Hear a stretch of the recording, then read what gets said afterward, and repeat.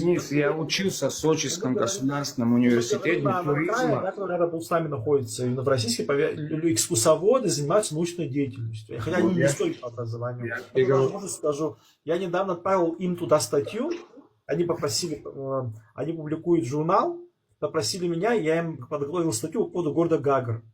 Буквально сейчас в сентябре этот журнал выходит. Вот. Но если потом даст Бог, я его оцифрую и выложу в этот... Денис, я вот, короче, несколько курсов я не доучился. Я учился в СГУТике.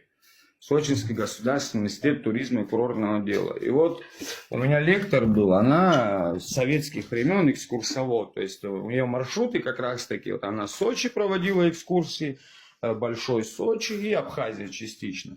Она вот именно старой такой, короче, закалки женщина. И вот часто вот я много еще с тех времен от нее, там и по истории Сочи, именно по топонимам, гидронимам и вот этим местам, которым вот у нее прикол был, она выбирала там, допустим, вот там с групп ребят, которые более или менее кому интересно. И вот мы, допустим, ездили, допустим, все общие маршруты, да, туристические, куда возят туристов. А есть вот отдельный, где вот этот научный мир собирается. Понял? То есть не туристический маршрут. Да, и вот я, кстати, очень много мест знаю, даже, наверное, больше мест знаю в Сочи, чем в Абхазии.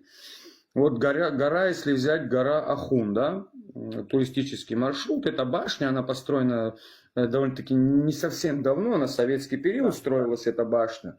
Но здесь вопрос не в башне, вопрос в том, что по пути к этой башне многие не знают, есть очень много остановок, так и святилищ. Есть на подъезде к башне, где-то за 3-4 километра, небольшой поворот, его ты по дороге ехав не увидишь, его надо знать.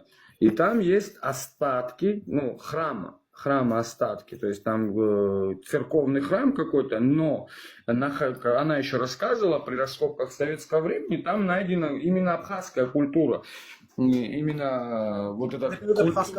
Там в основном. Да, культурный пласт. И вот она нас туда приводила, и прям вот жалко, конечно, это все заброшено, никому не нужно. Боблер, привет.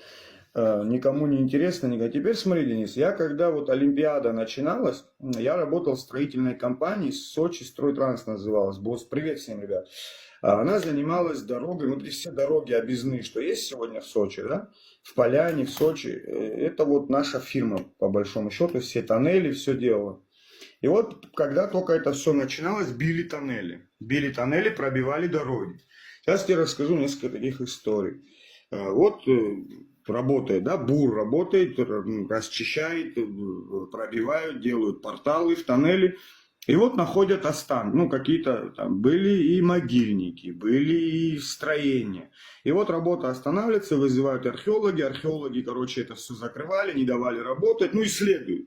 Потом это, стало часто, особенно когда начали делать дорогу новую на Красную Поляну, железнодорожную и автомобильную. Там вообще каждые, наверное, 200-100 метров что-то находили.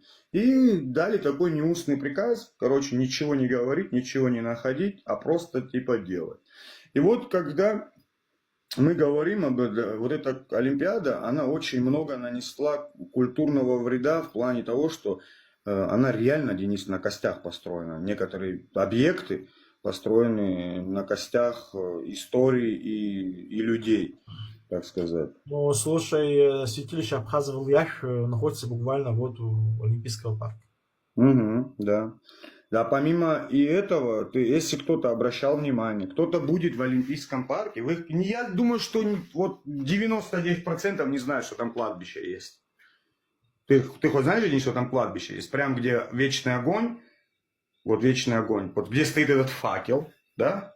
Где факел музыкальный стоит? Да, там кладбище, оно есть, оно огорожено. Но ты его так не видишь. То есть получается, если ты стоишь лицом к Абхазии, вот факелу, да? То есть получается лицом к Абхазии, спиной Сочи. Делаешь там шагов 50, будет зеленая изгородь, и за забором кладбище.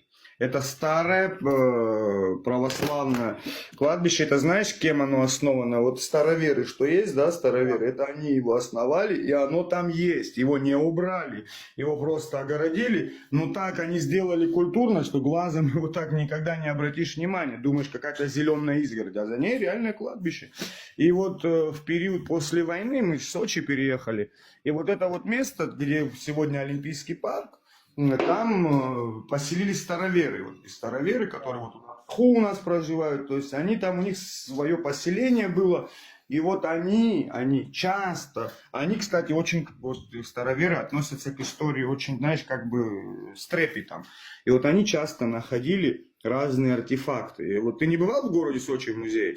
Государственный музей города Если Сочи. честно, я столько езжу, никогда туда не попаду, если честно. В центре в Сочи есть и в Адлере есть. Ну, конечно, я тебе советовал бы в Сочи на Карла Маркса, там есть на Воровского пересечения, Воровского с этим, Липхит, как там, Карла Липхитха улица. Вон там Сочинский государственный музей, вон там очень много артефактов убыхских, абхазских, вот именно там, ну, реально, короче, много чего посмотреть, но много чего еще и утрачено, Денис, по вот этим, по этим выставкам. И вот есть, кстати, в Сочи такое селение Кичмай, слышал? Да, конечно, мало большой, я там бывал. Там живут до сих пор эти, как, блин, Отсюда живу. хапсуги, да, да, они живут до сих пор. Единственное, кстати, мусульманское кладбище в Сочи там находится, Кичмай. Это, там же у них находится это тюльпановое дерево, священное дерево. Да, да. Река Шахер. Мы там это чай пили у них. Да, Там чайные плантации, как этот, Да, как там да. камелия китайская. Да. Там и по пути туда, там и после Дагомыса Учдере чайные домики есть там. Там вообще очень много артефактов. Сочи очень тоже красивое место и такое благодатное, я бы сказал бы. Вот знаешь, там расстояние большое. Пока ты от одного объекта до другого, ты уже устанешь ехать, если честно. Да. Там вот этот Знаешь, серпантин. я был в Новороссийске, мне друг говорит, ну Денис, давай поехали в Гибюсские водопады. Вот ты знаешь, на самом деле в Касацком крае практически есть все то, что есть в Абхазии. Да. Вот там такие расстояния, ты пока до Огромное. одного до другого доедешь, уже знаешь, уже в мире уже ничего не захочешь. Мы Да. к этим Гибюсским водопадам, мы столько ехали, я ему говорю, слушай, мы уже столько идем, говорит, где обычно они находятся? Потому что получается, что мы от Новороссийска двигались в сторону Сочи, получается. Мы проехали эту Кабардинку, Геленджик проехали, вот это, где Архипа Осипа, где-то в той стороне. Ну, конечно же, если честно, сейчас Гибюсские водопады не сравнятся с нашими водопадами, правда. Они маленькие, у нас огромные водопады, конечно. Но все равно, кстати, интересно. На самом деле, Змейковские Сочи водопады, 33 водопада, Змейковские там. ну, знаешь, где хорошо? Вот это каньон реки Бешенка. Вот Это там, где? вот там это туда, в той стороне, да, ну, за центром Сочи, в той стороне, безумно красивое место. Это в сторону, я тебе скажу, это где-то ближе к Лазаревскому, сюда. Ну, если ехать с Новороссийска сюда, в эту сторону. Я из тех, там, да, очень круто. Ну, из тех мест, вот по Сочи, где там, я почти везде был, в Лазаревске, Салоники, везде там был. Но мне больше всего нравится устье реки Шахет, Дагомыс, Салах-Аул называется. Вот там, вот оно именно напоминает Бзыбское. Ну, Бзыбское, конечно, ну, оно именно чем-то нашим отдает, короче. И Ну да, конечно. Просто расстояния там очень большие. У нас в этом плане в Абхазии легче. Компактно все, знаешь, вот там сел в машину, там 20 минут до Кындов, я там, не знаю, там 15 минут там до Каманы, там 30 минут, там 20 минут до Афона, если ты на частной машине. Очень удобно в этом плане. А в Сочи, конечно, ну, тяжело, если честно. Там, например, в сторону Старокитаровки, в сторону Крымского моста, если ехать от Новороссийска, у них там есть грязевые вулканы. Вот. Но ты пока туда доедешь, уже не знаешь, уже ничего не захочешь, если честно. Так что... Кстати, Денис, у нас очень, вот знаешь, вот у нас постоянно эти споры в туристической сфере, да, там, ну, с гидами, с этим, с тем, а вот почему-то мы отходим от открытия новых маршрутов, да? Вот я не знаю, честно сказать, я бы с удовольствием бы вот сел бы, да, допустим, с тобой, еще есть ряд ребят, девчат, да, и открыл бы свои новые маршруты, понимаешь? Вот это понятно, да, Рица ясно, пещера ясно, все. Но у нас есть столько крутых новых маршрутов, которые можно открыть, про которые Знаешь, можно проблема. рассказать. Понимаешь, вот у нас есть визитная карточка, да, вот мы это... У нас почему новые маршруты не открываются? Новые Знаешь, в маршруты. чем проблема? Я тебе скажу. Проблема Вот смотри. сесть и сделать. Давай мы с тобой возьмем Центральную Абхазию. Угу. Давай. Там же озеро Амткел.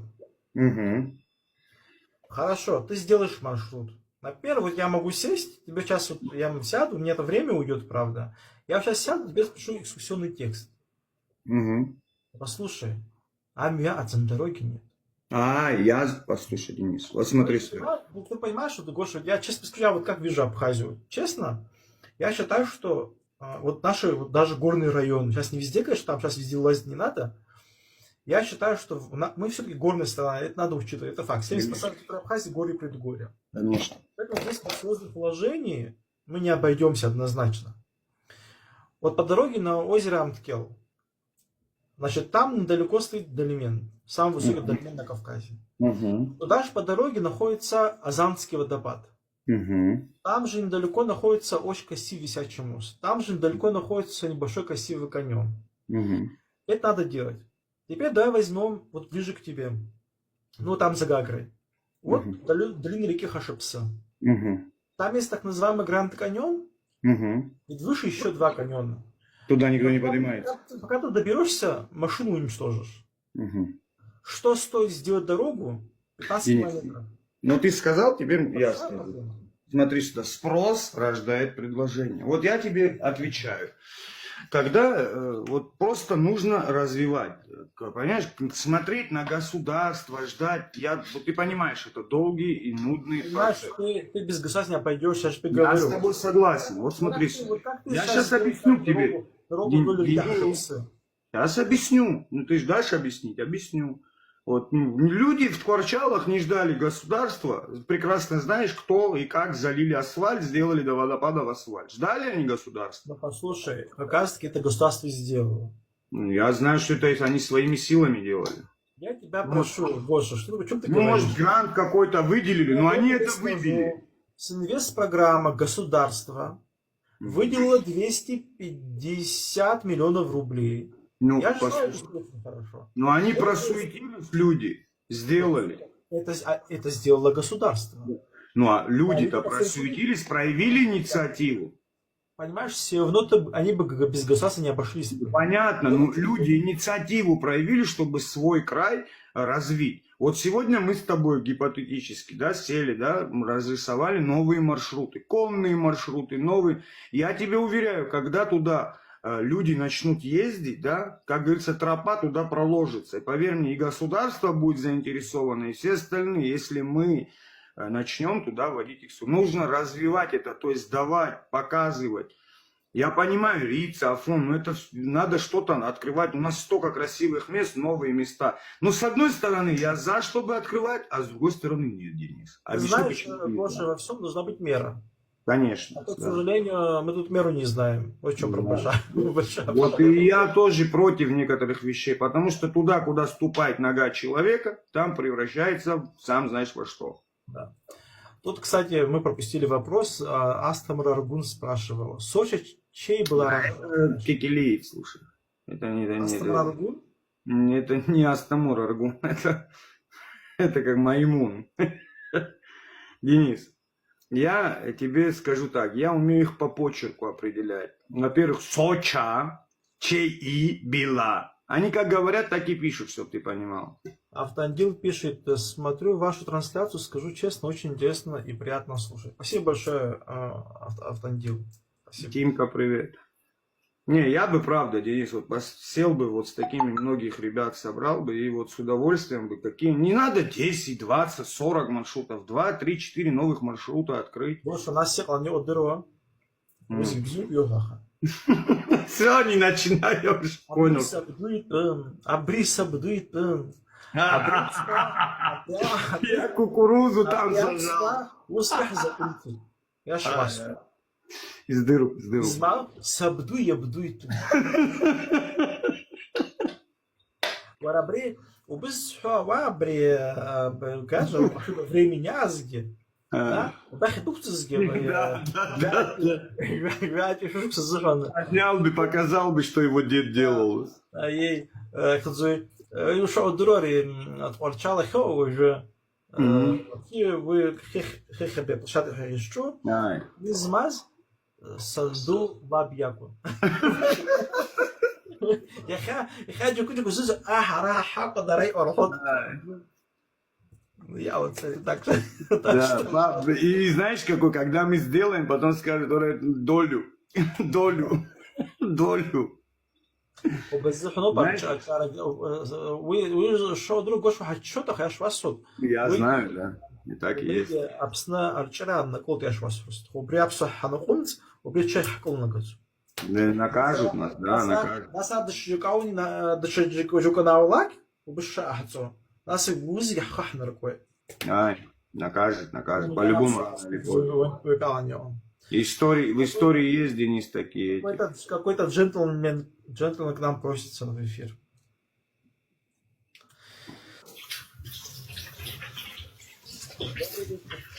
Джентльмен купается. Джентльмен, мы так поняли, ты богатый человек, воду имеешь возможность. Ключи. Вообще очень странно, если честно, люди кидают Они запрос. нечаянно добавляются, Денис, нечаянно нажимают, добавляются. Кавказ Бойза. Здравствуйте. Кстати, Денис, ты вот не участвуешь в тиктоковских баталиях, правильно, в принципе, и делаешь, что в этом не участвуешь, даже не где-то тебе позавидуем, молча. Короче, здесь появилась группа радикальной молодежи черкесов. Это, я тебе говорю, здесь ребята, кто постарше, с такими криками, воплями, пацаны были. Вот Апсны 93 вообще телефон чуть не разбил, с такой Роза тоже. Они, короче, они именно радикально настроенная молодежь. Они рассказывают на своих стримах, поддерживают грузинскую сторону, ингушскую. Да, они то есть, занимаются уже историей, рассказывают, что оказывается, Денис, абхазы, черкесы не братья, вообще общего ничего не имеют. Хорошо, дальше Ну, это, понимаешь, и вот мы их подняли, один день я их всех поднял, и начал им рассказывать, объяснять.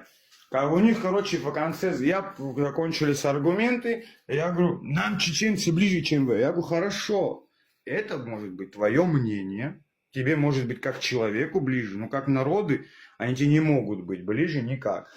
Потом мы пришли, это знаешь какая, короче, есть вот эта евросекта, которая в Европе находится. Они на фоне ислама, пользуясь религиозной вот этой степени, религиозным моментом, приближают и запудривают голову вот этой молодежи, рассказывая о свободном независимом Кавказе. Понимаешь? Это очень страшно, я тебе скажу. Ты знаешь, Гош, это все от, во-первых, низкого уровня образования. Да. К сожалению. Это, во-первых. Во-вторых, вот ты знаешь, я что не люблю. Я здесь тоже в Абхазии об этом открыто говорю, пускай кто хочет обижается. Вот сегодня я был на возложении цветов на могиле Владислава Арзенова. И знаешь, вот люди стоят там, да и не только там, вообще здесь в обществе, надо на нашем везде, говорят, там, вот, там, ребята погибли, вот, там, надо память почтить. Ты знаешь, Гош, я тебе так скажу,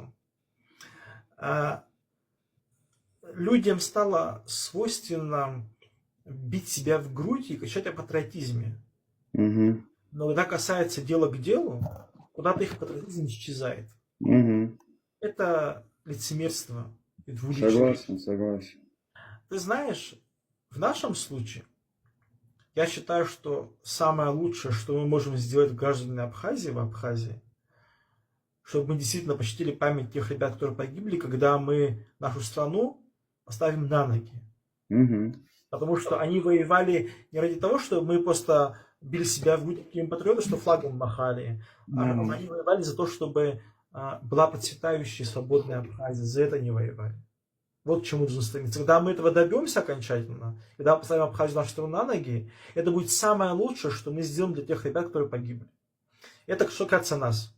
Вот эти ребята тоже, кто ты сейчас вот говоришь, по поводу Черкесии, 3, 5, 10, это вот из этой серии. Бьют себя в грудь. Если ты такой патриот, едешь к себе на родину, поднимаешь свою культуру, создаешь семью, и так делает каждый черкес. Вот пускай каждый черкес вернется к себе на родину и сохраняет свою культуру. Если каждый черкес будет убегать вон туда, куда-то, от того, что осталось, там, не знаю, сейчас Кабардино-Балкарии, Качар, Черкес, Адыгей, окончательно ничего не останется. А где-то сидеть там за бугром и кричать о патриотизме, это, знаешь, это лицемерство. Это мое мнение, пускай никто это не обижается. Да и правильно ты говоришь, и знаешь, что они делают? Они подливают масло в огонь, находясь вон там в Европе, подкидывая молодежь, Денис, на радикальные какие-то действия, рассказывая про какой-то псевдонезависимый Кавказ, подкидывая другую молодежь, чтобы они вот это начинали развивать, подставляя их тем самым. Они-то в Европе находятся, а эти дурачки здесь находятся. Их как радикалов всех попересажают. Понимаешь, подставляют. Они не думают ни о чем. Понимаешь, просто подставляют молодых, необразованных, мало ребят. Понимаешь, вот что они делают? Ни о каком Кавказе, ни о каких абхазах или черкесах или чеченцах они не переживают. Зная о том, что их могут посадить или еще что-то с ребятами сделать. И я тебе, знаешь, что скажу, Денис? Мои дядьки родные, да, мои матерные братья, один погиб, один инвалид, второй инвалид. И я никогда от них не слышал, чтобы они себе в грудь били о своем патриотизме. Понял? Никогда они себе в грудь не били и нигде не орут, что они такие или сякие. Гоша, а ты вспомни ветераны Великой Отечественной войны. Да. А с ним такая же история? Ты знаешь, я по поводу вот этой темы, я сегодня утром проснулся, у меня сегодня выходной день. Вот. И ты знаешь, я так поздно, правда, проснулся, и я так открыл там в ТикТоке или в Инстаграме, в общем, мне попалось видео одного русского. И ты знаешь, я как-то, да, попадались мне его видео, он там топит за Россию, там все, вот, значит, такой патриот, вроде бы, да, что русский такой патриот за свою родину. Оказывается, он в Европе находится. И, видимо, он там начал лишнее говорить уже.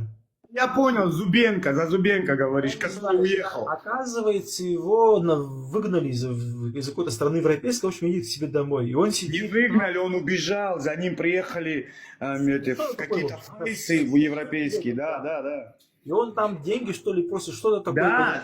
Да, я понял. Я когда это увидел, я обомлел, я тебе хочу сказать, потому что я думал, что там, знаешь, вроде бы человек, он там вот это разве не лицемерство? Понимаешь? Зачем? Люди хотят усесть, знаешь, на 2 стульях. Ну, как так? Понимаешь, европейскую свободу, европейскую зарплату, но российский патриотический дух у него просыпается в Европе, да? Иди, это программой Макс пользуйся вместо WhatsApp и Telegram, я на тебя посмотрю. Да, понимаешь? И поэтому, знаешь, я так удивился этому, сейчас я хочу сказать, как-то я просто не знал, что, кажется, что он в Европе находится. А я давно за ним слежу, да. Слышишь, я тебе сейчас расскажу историю, сейчас вообще, короче, у меня есть госуслуги, но я гражданин России, если кто-то не знал, всю жизнь был, после войны получил гражданство, там всю жизнь большую часть там прожил. Ну, Сочи-Гагра, как бы здесь расстояние небольшое. Да. Ну, в общем, у меня есть госуслуги, и мне пришло сообщение, что там военный учет переделали, как бы, понял?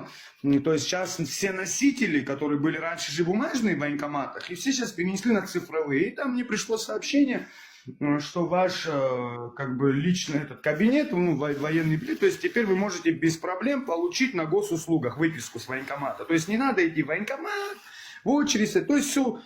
Я, короче, зашел в эфир ради прикола, говорю, все, меня, по-моему, призвали, говорю, кто-то в Минобороны, говорю, за меня заполнил анкету. Кто-то, кричу, меня подставил в Минобороны, говорю, представляешь, можешь себе такое просто представить, что кто-то за кого-то в Минобороны России заполнил анкету на СВО. И вот эти наши соседи это записали, вырезали и выставляют. Гошу Маланя забрали на СВО воевать.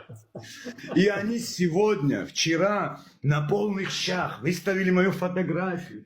Вот, видите, что с вами делают, абсуйцы, вас отправляют на войну, говорит. Я просто... Вот это тоже я не понимаю. Вы знаешь, это же детский сад, по-моему, полный. Вот Ну люди можно вот- в это поверить, вот что просто за человека написал кто-то анкету. Да. Минобороны России. Знаешь, вот люди сидят, следят за каждым шагом, что там вылезает. Знаешь, это, я так понимаю, что люди не совсем психически уравновешены. И вот ты знаешь, Гоша, я, например, в силу своей занятости, в силу своих занятий историей, какие-то домашние дела, я вот бывает, какие-то рилсы, да, там записываю короткие видео, потому что у меня что-то время появилось, да. Понимаешь, человек, который чем-то занят вообще в жизни, да, я не думаю, что у него будет столько времени сидеть и такой фигней А ты страдать. представляешь, вот мы с тобой разговариваем вот сейчас, а кто-то ведет запись, кто-то сидит записывает. И ты представляешь, это же потом надо наш разговор вырезать, подставить, выставить. Ты представляешь, сколько времени на инстаграм? Но я, если честно, говорю, это явно психически я, неуравновешенный. если честно, Давиду Жване благодарен, он мой пиар-менеджер. Ты знаешь, я сегодня захожу в магазин, и мне говорят: Денис, а вот мы вас видели там, ну, ты понимаешь, они подписаны на этого Давида, Да. там вами, мол, недовольны. Я говорю: слушайте, я говорю, во-первых, как-то мне вообще все, что он там выкладывает, во-первых. Во-вторых, я говорю, ну, пиар делает, он после этого сам не понимает этого делает. Так он нас делает знаменитыми, понимаешь? Чтобы ты понимала, у меня уже в ТикТоке вчерашнее видео уже почти по 30 тысяч просмотров. Они после этого, сами не осознавая, да, делают пиар. Как-то так вот вообще. Вот. Тимка, ты не смейся, давай, бушлат мне на СВО забрали, бушлат, вот этот трофейный, дай сюда. Так что вот так вот. Вот такие вот дела, Гоша. Так они, представляешь, ну, я знаешь, что заметил? Вот кому-то из нас, если они навредят или кто-то навредит, они, знаешь, как радуются. Представляешь? А у меня в этом нет никакого сомнения. Знаешь, ихняя жизнь состоит, вот этих товарищей, таких как Миша, его там Амра компания. То есть, если какому-то гражданину Абхазии, вне зависимости от нации, будет плохо, они рады. Вот как они взрослого Михася подставили, знаешь? Насчет... Он зашел к ним в эфир, в прямой. И они ему там, что там, сезона нету, да, в Пицунде. Он включил камеру и шел по городу, говорит: вот, смотрите, люди отдыхающие. Они же, обезьяны, начали на грузинском кричать в телефон. Какой-то бабушка там стояла по-грузински: бабушка, мы вернемся, мы вам поможем, мы вас освободим. И это выставили все. Наши же люди подумали, что Михась водит экскурсии грузинов по Пицунде. Хотя это вот в эфире. Ну и что, за Михасем выехала следственная группа, приехали, разобрались, ну, Михась все объяснил, как было. А они там радовались. Думали... Знаешь, с другой стороны, сегодня появился искусственный интеллект. Много чего тоже можно подделать. Знаешь, мне попадаются сюда какие-то видео, сделанные с искусственным интеллектом. Знаешь, посмотришь, вроде бы кажется, что вроде бы вот так, ну, как будто настоящее, понимаешь? Сегодня все, что хочешь, вообще можно сделать. Вот, поэтому... Я просто эту историю не знал, конечно. Вообще, я поэтому же, Гоша, всегда говорю, не надо к ним заходить. Понимаешь, эти люди вообще, такое ощущение, будто не своей жизнью. Золотые слова, Денис, я то же самое говорю. Они как будто не своей жизнью живут. Представляешь, что, например, я никогда вообще, я просто за других не буду говорить, да, я за себя лично скажу. Я лично никогда за ними вообще не слежу. Что они там говорят, что они там публикуют. Мне это зачем? У меня, знаешь, у меня своя довольно-таки насыщенная жизнь. И ты знаешь, да, вот ты знаешь, когда ты ничем не занят, ты только, знаешь, вот у тебя какие-то, да, с головой там что-то не то, да, там сидишь, там за кем-то следишь, там кто-то что-то сказал, кто-то что-то сказал. Понимаешь, адекватный, нормальный человек такие вещи делать не будет. И это, во-первых. Во-вторых, понимаешь, ты тоже говоришь, зачем к ним вообще заходить? Объясни мне, пожалуйста. Я вообще всем абхазам рекомендую, выйдите с их стримов, выйдите с их страниц слушать. Денис, а вот знаешь как? Мы вот это... Вас поливают грязью, а вы у них там сидите, им еще что-то пытаетесь с ними. Понимаешь? Зачем? Вы лучше свои стримы делайте, общайтесь между собой и слушайте. Знаете, вот сейчас Гоша, когда зашел, сказал, что там какая-то девушка сделала ответ. Знаешь, чтобы ты понимал, она меня не обозначила, я бы это, честно, не увидел, просто случайно в ТикТоке на это наткнулся. Случайно. Я так посмотрел на это, знаешь, мне даже стало немножко смешно, вот, и полистал и пошел, в общем, там дальше по своим делам, знаешь. Я сейчас что, буду к ней заходить, что ли, что-то ей писать, что зачем? Не надо у них, не надо к ним знаешь, я тебе сейчас другое скажу, Денис. Вот мы, знаешь, у нас в Абхазии, ты же понимаешь, у нас коллективное мнение, да, по важным ситуациям, которые касаются безопасности, патриотизма нашей Родины. Вот мы собрались в ТикТоке все вместе и как бы договорились, ребят, давайте не будем заходить, не будем давать им хайп, не будем с ними общаться, не будем реагировать. Знаешь, тот, кто понял, тот понял. Здесь мы никто не приказываем, здесь каждый свободный человек и делает все, что хочет. Мы проявили просьбу братскую. Но некоторые товарищи воспринимают это типа мы приказали кому-то, прикинь? Вот так мне. Господи. Ай, Господи. А эти же аферисты сельские, знаешь, как говорят? Что вам там, Гоша Маланя запрещает с нами общаться, да?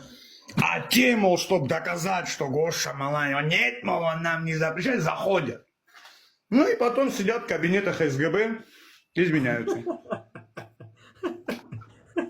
Денис, тебе смешно, но взрослого мужика забрали в кабинет СГБ и Какой кошмар. человеку пришлось объясняться. Вот тебе, пожалуйста. Как бы смешно это не было, но факт. Да, Маш, если не хочешь... Я же просто занят, у меня времени особо нет. Даже у меня буквально вот сейчас, смотри, я вот завтра уже по работе, по делам я уезжаю, все, я уже потом ТикТок уже какое-то время не появлюсь. Потому что у меня буквально вот 4 дня у меня наконец-то выходные дни появились. Я вот там видеоролики сделал какие-то, знаешь, как что-то так, на быструю руку, как говорится. Вот. Я, правда, еще пару роликов у меня уже готово лежит, я потом позже опубликую. Вот. Потому что у меня же выходной целый день, да, этим занят только был. Мне надо еще лопатить, понимаешь, вот тоже, вот я сегодня выложил по поводу Аве Рижу Сутя Безы, мне нужно найти первоисточник, прочитать его, расшифровать, что там написано, это тоже время занимает, понимаешь, это же тоже в какой-то степени научная деятельность, понимаешь, вот, поэтому я же не сижу за всеми этими, если честно. Денис, ты так берешь, заморачиваешься, а вот ты представляешь, ты покупаешь книги за свои средства, выписываешь их, на аукционах выигрываешь. Представляешь, как ты заморачиваешься? А эти дебилы думают, эта история так легко. С Ютуба Дэви посмотрел и ролик записал. Вот их история, понимаешь? Ты знаешь, по поводу, что касается этого блогера ингушского, он выпустил по картам Абхазии. Да, это бред сумасшедшего, Денис. Он такую ахинею там несет, он просто не понимает. Я все эти видео выкачал. Вот. Это бред сумасшедшего. Ну, зимой, когда делать нечего будет, будешь ответки записывать. Я в один прекрасный день, я на эти видеоролики сделал обязательно ответ. Он не понимает вообще, он это вообще зря сделал, если честно, понимаешь? Потому что к этим картам идут еще атласы. У меня есть переводы с разных языков к этим картам. Вот, поэтому, ну, в общем, как-то так вот это все. Ну, ты представляешь, вот смотри, да, кто бы еще, история все-таки не точно, но это наука. Вот, смотри. Гоша, ты знаешь, когда ты говоришь не точно, то надо учить один маленький момент. Ну, сейчас имеется в виду с математикой более не точно. Сейчас, ты сейчас не так... Сейчас это математику с историей не сравнивай, конечно, но тут я о чем говорю. Понимаешь, вот поэтому в науке есть понятие источниковедения. Вот смотри, давай возьмем война между Абхазией и Мингрелией. Где проходила граница? Да, вот в это время. Вот я беру, грубо говоря, там 16 века, несколько разных источников. Они с друг другом, авторы, были с друг другом совершенно незнакомы. Не Какие-то пересекаются даже нигде. Какие-то авторы реально были в Абхазии. Реально, я недавно сделал перевод одного источника. Это итальянский источник. Это, понимаешь, это дневник. Автор этого дневника лично встречался с Путучач Башарвашидзе. Мгм. И он там описывает свою встречу. Они там даже подарками обменялись. И он там говорит, где была граница. Потом он рассказывает, как был он в доме Путучач Башарвашидзе, в каком месте он жил. Там очень подробно. То есть, чем писал дневник, да, то, что он видел. Вот. То есть, тогда, когда ты берешь несколько источников, ты их анализируешь, переводишь, сравниваешь, понимаешь, несколько авторов, когда говорят одно и то же, это уже точность. Сейчас это, по-моему, так очень грубо объясняю. Ну, я понял, я все-таки закончу, что я хотел сказать. Все-таки история – это наука, Конечно, которой люди посвящают жизнь. Идут в университет, учатся сначала 5 лет в университете, потом бакалавриаты, потом эти все курсовые, дипломы, 11 лет. защищаются. Ну, ты представляешь, это вся жизнь, это призвание, это профессия, историковед, это, то есть, полноценная профессия. И вот человек, который вон там лазит в интернете, спрашивает у искусственного интеллекта, и в Ютубе каких-то роликов собирает, и он потом выходит вот сюда в ТикТок и начинает излагать, понимаешь? И вот когда человек, который хотя бы более или менее что-то в книжку ругает, ему это смешно. Вот мне реально слушать эти бредни, ну реально, но ты понимаешь, как говорит, people хавают, люди это хавают современно. Вот есть один израильский блогер, Барон, ну это мой такой потерпевший постоянный. И вот, короче, я его постоянно троллю по жесткому, и он мне постоянно, назови мне абхазского одного царя, у вас царей не было в Абхазии. И он постоянно хватается за искусственный интеллект, понял? И, короче, я очередной раз захожу к нему, и он мне, назови абхазского царя. Я говорю, слушай, диван абхазских царей даже есть такой, говорю. И он хватается за телефон, и тут искусственный интеллект начинает ему выдавать матку правду, понял? Про абхазских царей, начиная от Леонида, кончая там.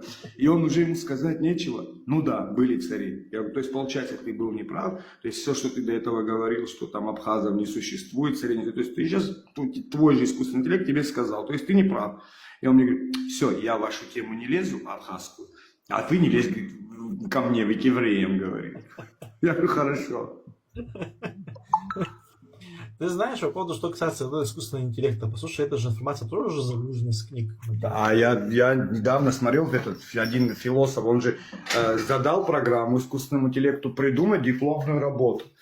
И этот искусственный интеллект собрал чужие данные по чуть-чуть и выдал ему работу, понял? И выдал ему как за свою работу, понял? Типа за новую. А по сути он собрал данные чужих работ. Ну, слушай, вот это то, что вот у меня вот здесь, я один раз даже пробовал, здесь онлайн, там надо платить деньги, я один раз заплатил и пользовался. Мне просто было интересно, какую информацию он выдаст, да. Я задавал разные вопросы. Я хочу сказать, конечно, там оно бывает разным в уровне, понятное дело, сейчас. Но, послушай, в целом информация берется из интернета. Угу, конечно. Оно же собирает всю информацию и выдает определенную информацию на самом деле. Но, послушай, есть опять такие книги, которого нет в интернете. Их просто нет. Вот нет и все. Вот сейчас вот смотри, у меня вот книга, вот эта вот. Вот этой книги нет в интернете. Это по Абхазии книжка, она такая небольшая. Его просто нет. Чтобы понять, что искусственный интеллект тебе не может найти этот текст, потому что его нет в интернете, его никто не загрузил. Оно отсутствует физически в интернете. Также разные, вот смотри, что разные путешественники, которые писали свои дневники, как ты сейчас привел пример, их тоже нет в интернете. Переводы. Потом ты учитывай, да, вот скажем, есть материал 16 века, 17 века, 18 века, это же тоже так-то легко. Есть вот, смотри, я вот один раз делали перевод одного материала, рукопись, понимаешь? Это же так. Поэтому ты, Гоша, здесь справа. Это же целая наука, и людям кажется, что это все так легко. И да, вот здесь, и да, ты сейчас сказал, что девушка, да, там какой-то тебе ответ сделала, я говорю, да, я же это видел. И, знаешь, я посмотрел на это все, мне, знаешь, мне честно стало смешно. Детский сад, честное слово. Ну, тебе, вот я, знаешь, как, вот у меня, знаешь, какое мышление? Вот мне хочется записать это видео, ответ им дать. А меня, знаешь, что вот это все 5 лет останавливает, не делать этого?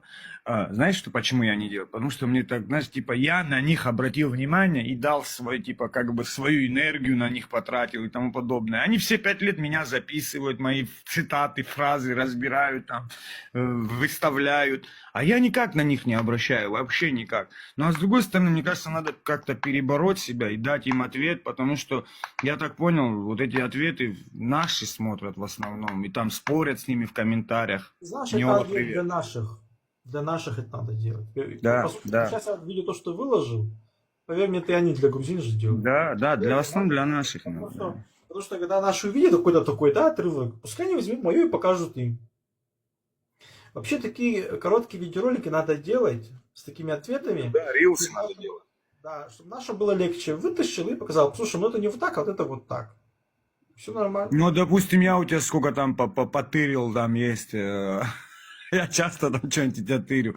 И на этом, на как этот, библиотека, это апснетека, там тоже тырю иногда бывает. Вот, допустим, я всегда забываю 21 год, 21 мая, или опять, наверное, не забыл, мая же все или декабря. Что? Признание советской Грузии, советской Абхазии. Это 21 год, 21 мая. Месяц, да. Да, да, вот это тоже там у тебя декларация. Вот ты знаешь, когда, вот я больше политически люблю спорить, ты исторически, я больше политически. Вот когда они начинают там де юре, там Абхазия, это Грузия, я говорю, нет, да, я могу вам любому доказать, что де юре, юридически Абхазия является Абхазией, причем никакой не Грузии. Они как ты мой? Я говорю, давай спорим, заходите, любого переспорим. И просто вот этот факт приводишь в пример, и все, здесь оно в рамках международного права, там черно по белому сказано. Та страна, которая вступает в субъект другой страны, при ее распаде, так же, как входила, так и должна выходить. Все, это право международное. Там, знаешь, к чему они апеллируют? Конституции 1920 да, года. Там же, помнишь, это декларация по поводу автономии Абхазии, которую они приняли? Там, Это в 30-м году они приняли. я имею в виду еще при ГДР. Там дело в том, что была принята по поводу автономии Абхазии. Но дело в том, что там еще идут подзаконные акты, а Да. подзаконные акты не были приняты. И поэтому отношения между тогдашней ГДР и Абхазией юридические вопросы не были урегулированы. Угу. В общем, Да. ладно, мне пора отдыхать. Давай, Денис, спокойной ночи. Да, ну, я 2 видеоролика подготовил, чуть попозже публикую, наверное. Ну, теперь я не знаю, когда, может быть, постараюсь в ТикТоке появиться, но уже, скорее всего, это будет попозже. Сейчас я уже буду занят своей работой. В общем, всем доброй ночи. Все, давай на связи, Дениска, давай. Да, всем желаю удачи. Всем Связь успехов. важна. И не поддавайтесь на всякую фальсификацию. Ну и будьте сдержаннее. Все будет обязательно хорошо. Так что, Видишь, вот сейчас реконструкция, там, допустим, Бедийского храма, там узбеки на узбекском напишут, и получается, скоро узбеки тоже будут говорить, что здесь Узбекистан. Давай, Спокойной ночи. доброй ночи.